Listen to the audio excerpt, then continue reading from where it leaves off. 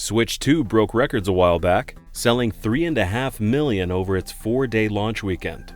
Nintendo fans were celebrating on Twitter when one guy replied, "That's cool and all, but what's it do for me?" And that got us thinking.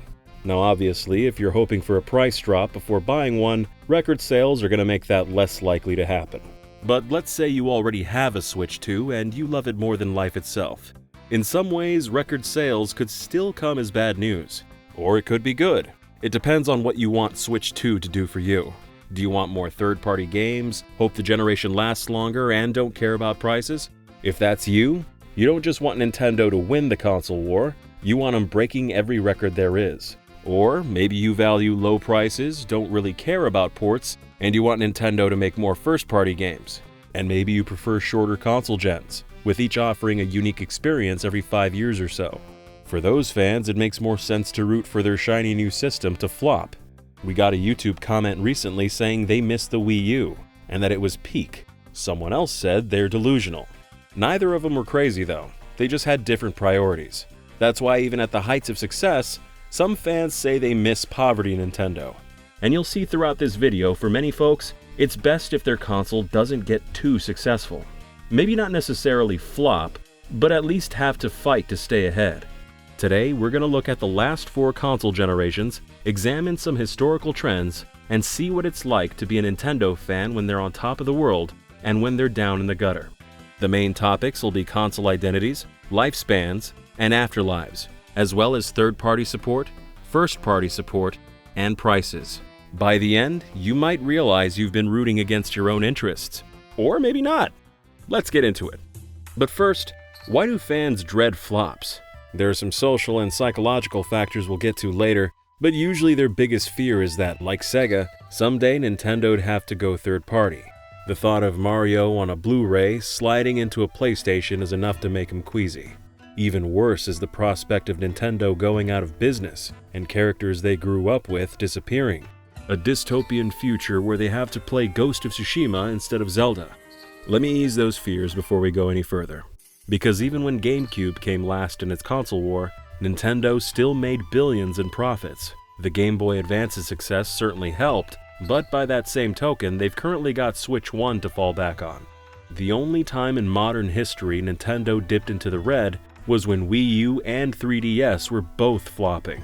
And even then, they were able to slow the bleeding with price cuts, and only ended up losing $500 million over the course of the generation. Presently, they've basically got $15 billion stuffed under their mattress in case they ever fall on hard times. So sure, if they had like 30 Wii U era gen flops in a row, maybe then they'd go broke. But the odds of that are basically zero. So rest assured, Nintendo's gonna be around a long, long time. Longer than you and me. So with the sum of all fears out of the way, let's analyze Nintendo's last 4 consoles. We could look at every generation, but the industry's changed a lot since the NES era, and the past 25 years provide an ideal case study anyway. GameCube was the last of Nintendo's 4 generations of decline. Wii was a huge hit that defeated both its rivals. Wii U was their biggest home console flop of all time. After that, Switch was their most profitable of all time. In other words, the past 4 gens have Nintendo's 2 biggest successes and 2 biggest failures. We mean financial failures, by the way. No offense to the folks who love the Cube and the Wii U. There's a lot to love about them, and that's kind of half the point of this video. First, let's see how third-party support correlates with system sales. You probably assume failed consoles sell less, and you'd be right. Publishers don't want to take time and expense to port games or make exclusives if there aren't many potential customers, which is why GameCube and Wii U only got around 100 third-party games a year. On the other hand, Wii's success brought 300 a year, despite its weird controls and low power making it a tricky system to port to. And Switch got 2,000 a year, because it sold so many units, and more games are being made now more than ever. Some of that was shovelware, sure, but Switch was also home to tons of indie games, and had exclusives from big publishers like Square Enix. Even Sony and Microsoft brought some games over. And this success carried over to Switch 2, with big games like Cyberpunk and Final Fantasy VII Remake. If the original Switch flopped like the Wii U, a lot of that would have never happened. So, if you like third-party support, it's in your best interest for Switch 2 to sell out in record numbers. But maybe you don't care about third parties. Maybe your PC or PS5 runs them better, or you're the kind of fan who only plays Nintendo games. The term Nintendo Magic gets thrown around a lot, like something only they possess. Without counting ports and remasters, Switch did get more magic than Wii U, but not by much. And it was spread over 8 years, so if we're talking how many games each year, Switch actually got less. That said, Nintendo made 6 games a year for Wii U, all while making 6 more for 3DS. Switch got 3 per year, and adding in games from studios they own, like Retro and Monolith, doesn't bump it up by much. In a recent video, we touched on how in the Switch era, Nintendo made more money than ever while re-releasing a lot of old games and making fewer new ones. Contrast that with the Wii U era, when they were fighting to maintain relevance, and everything they made was new, with the exception of Wind Waker and Twilight Princess HD. Nintendo was spending more money than they were making on Wii U, and their stock was about 90% lower than it is today. Some fans assume the more money Nintendo makes, the more games they'll make. Maybe that was true in the past, but not lately. The data is open to interpretation though, as they've actually increased hiring. Though it's possible Nintendo making fewer games isn't due to success, and it could be a matter of correlation, not causation. For the Switch, Nintendo's game plan was to put more resources into porting, remastering, and remaking old games, resulting in more consistent releases but leaving fewer resources to make new games. Seeing how profitable this was, maybe the new management would have done it even if Switch flopped. Alright, let's get back on track. Some might say we should count every game Nintendo published. That includes some big franchises like Pokemon and Kirby, along with smaller ones like Fitness Boxing 1, 2, and 3. So we'll add it all together. Everything Nintendo makes and publishes. Even by that measure, Nintendo released more games in previous generations. On Switch, they published 10 a year. Older consoles got about the same, while the coexisting handhelds got 20 more. Point is, if you buy Nintendo systems for Nintendo games, you might not want Switch 2 to break sales records. There's no guarantee it'll lead to more games and might have the opposite effect. And I don't want to sound like we're picking on Nintendo, because I mean, just look at Sony. When PlayStation 3 was losing to Xbox 360, Sony slashed prices and put out amazing games to win people back. But now that they've essentially defeated Xbox, what have their fans got to show for it? Prices going up instead of down? And everyone's saying PS5 has no games. Yeah, they get a lot from third parties, but not much from Sony themselves. Xbox arguably fought too hard trying to make a comeback, spending a boatload of Microsoft's cash to buy up studios so they could make more Xbox games. It hasn't really worked out for them, but that's a whole other story. The reason we mention it though is because while this video's focus is Nintendo, it's worth pointing out their competition exhibits a lot of the same patterns. Okay, let's move on to our next topic. Console lifespans and identities. Simply put, the more a system and its software sells, the longer till it gets replaced, and the less unique its successor will be. GameCube sold far below expectations, so it got replaced 5 years later with something completely different. Wii was a hit, so it lasted 6 years, and its follow-up was less different. Wii U flopped hard, so it had the shortest life at only 4 years. This failure sandwich made Nintendo lock in and design their first hybrid console. Switch was the most successful of all, so it got the longest life, over 8 years. And its successor was the least different. If Switch 2's profitable enough, we'll likely get a Switch 3 in the 2030s that lasts to the 2040s, which could mean a quarter century of Nintendo making nothing but Switches, maybe longer. Some folks like it that way. They don't want to invest in new consoles as often, they don't get tired of them late in life, and they're happy with more of the same. They want evolutions, not revolutions. For them, Switch 2 breaking records is great news. But if you're the kind of fan who wants new systems every 5 years or so, and likes them to have unique identities and all that, then you're probably better off when Nintendo's losing console wars. Again, look at the competition. PlayStations have all been successful, so each one's basically an upgrade of the one that came before. PlayStation 1, 2, 3, 4, and 5. But Xbox kept losing, which was a huge motivator in turning themselves into Game Pass machines. If your current trajectory's headed downwards, you change course. But if it ain't broke, don't fix it. In a lot of ways, Nintendo dances to the beat of their own drum, but they're not immune to that old adage. It's also worth noting that longer generations can have an indirect effect on a particular series. Each Nintendo system usually gets one 2D Mario, 3D Mario, Yoshi, Animal Crossing, Mario Kart, and so on. There are exceptions, of course, but if you're a fan of those series, you're likely to see less of them when generations are longer. As we're writing this, we've only gotten one Mario Kart in the past 11 years, one 3D Mario in the past 12 years, and one 2D Mario in 13 years. Other series have been just as sparse, when in the past, sequels were a lot more frequent. Not only because the Switch generation lasted so long, but also because Nintendo used to support two separate non-compatible systems at a time, while in recent years they only had one hybrid system. Successful consoles also tend to live alongside their successors, at least for a while. Only 8 GameCube games came out after the Wii launch, and releases dried up in under a year. Wii had dozens of releases for almost a decade after the Wii U launch, with Wii U mostly just getting indie games. Nintendo themselves, however, rarely support systems in the afterlife. The most prominent exception was Breath of the Wild releasing on Wii U, but that's mostly because it got announced 3 years before, then delayed so it could be Switch's launch title. The game was originally revealed as Zelda for Wii U, and they didn't want to break their promise to fans. Rare exceptions aside, they usually move on pretty quick and don't look back. Switch has been so successful, though, that they're currently planning to support it at least one more year.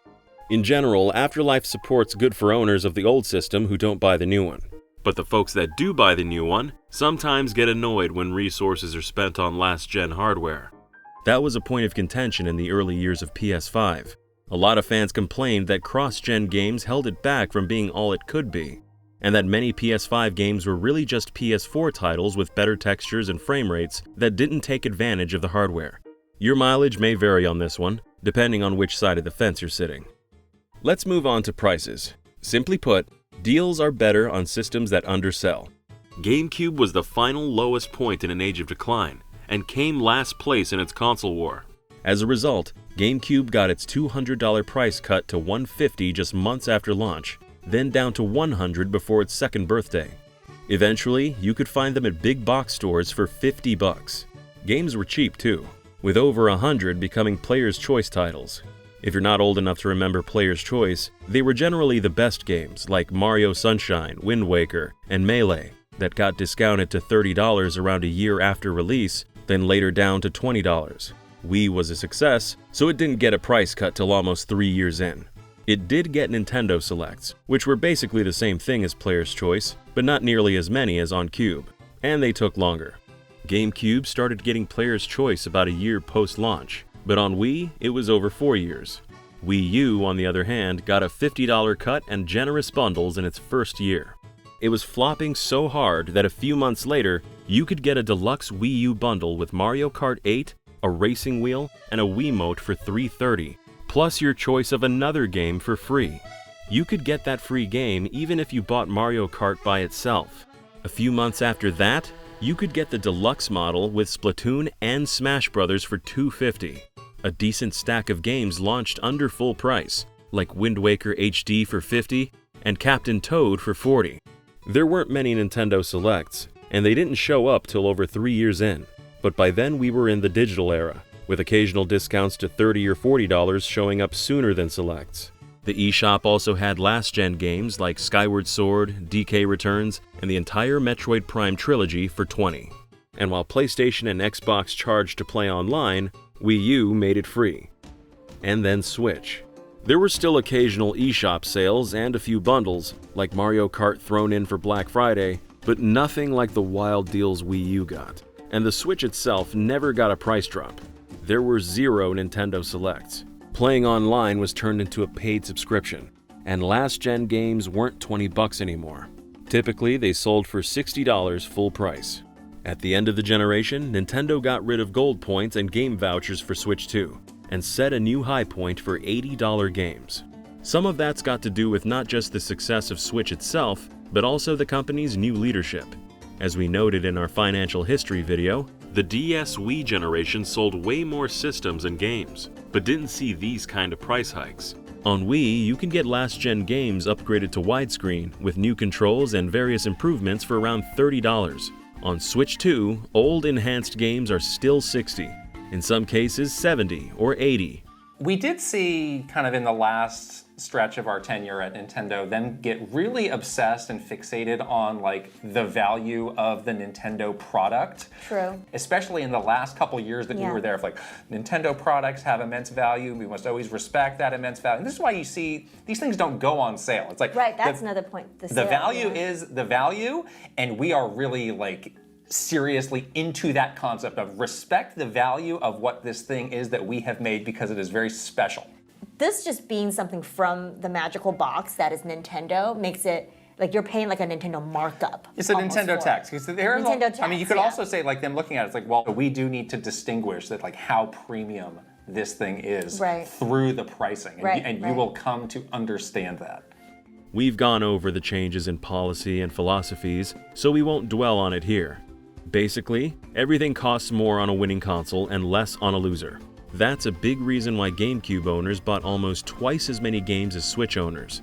By the way, you might notice these numbers contradict a common narrative.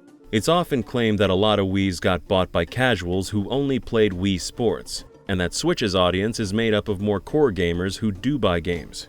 But the numbers show the opposite, that Wii owners actually bought more games than Switch owners.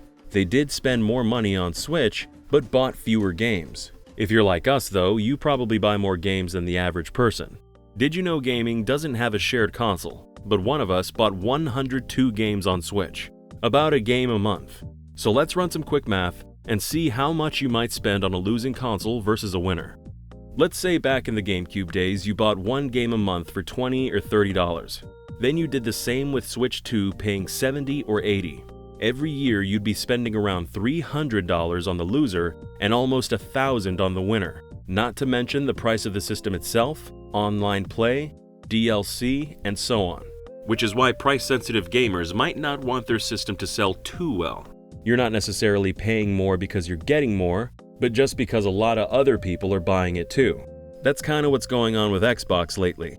No one's buying them, and you can get a Series S relatively cheap and play hundreds of games on Game Pass for $20 a month, including some day one releases. Not that we're telling you to go out and get an Xbox, just pointing out that these sort of value discrepancies still happen today. It's not a dynamic exclusive to the past. Just gonna cut in here to say a lot's happened after this video was written and moved into editing. Microsoft already raised hardware prices back in May, and now they've increased them again, including Series S going to $400. Seemingly, they're kinda giving up on trying to sell Xboxes and switching focus to their everything is an Xbox Game Pass strategy. Like we said earlier, if the current plan ain't working, you change course. Though it's worth noting that PS5s also went up $50, and Switch 1's prices got hiked as well, and Nintendo hinted Switch 2 might soon follow. Tariffs and prices can shift any day without warning, but this video is not really concerned with the immediate present, so much as it's examining trends over the past 4 generations. So if things change by the time you see this, it doesn't really affect the video's overall message. Back to the video as it was written. If you look at the Switch era's main players, PlayStation lags behind Nintendo, and Xbox is a distant third. Sony tossed their greatest hits a few years after Nintendo ditched selects, but lots of last-gen games go for $20 or $40. Technically, Xbox doesn't do platinum hits anymore, but old games are cheap even without the platinum label. Typically, both companies price remasters at $50. Sony charges $10 to upgrade PS4 games on PS5, while Xbox usually does the same for free. Both run sales more often than Nintendo and at deeper discounts, especially Xbox where 75% off is pretty common. Nintendo Online's cheaper than the competition, but also offers a lot less value, with a small catalog of oldies compared to Sony and Xbox's larger library of classics and new games. So PlayStation games are generally less expensive than Nintendo's, and Xbox is cheaper than both. Fans already understand most of these dynamics, even if they haven't done the research or math. They know companies can and will charge more with a successful console, which risks the platform holder taking fans for granted. Which begs the question, why do so many of them cheer record sales numbers anyway? Some folks just enjoy sharing their interests and want everyone to experience Nintendo games. Some people are just wired that way. For others, it's more a matter of brand loyalty. They ask not what Switch 2 can do for them, but what they can do for Switch 2. Some are so invested in the console wars that they genuinely hate the other side. If you've spent any time on Twitter, you've seen those kind of fans for all platforms. And some people like knowing others bought the same system they did, so they feel like they made the right purchase, that they're on the winning team. It's comforting to be in the majority. Meanwhile, another contingent feels the opposite, and have more fun when they're in the minority. They look back fondly on the Wii U days, when there was a smaller sense of community. Point is, social and psychological factors are some of the biggest reasons fans root for corporate success. Maybe the biggest, and are encouraged by the industry itself. It goes without saying, Nintendo executives, investors, and companies making games for Switch 2 want it to sell as much as possible, and it's to their benefit when fans fight console wars on their behalf.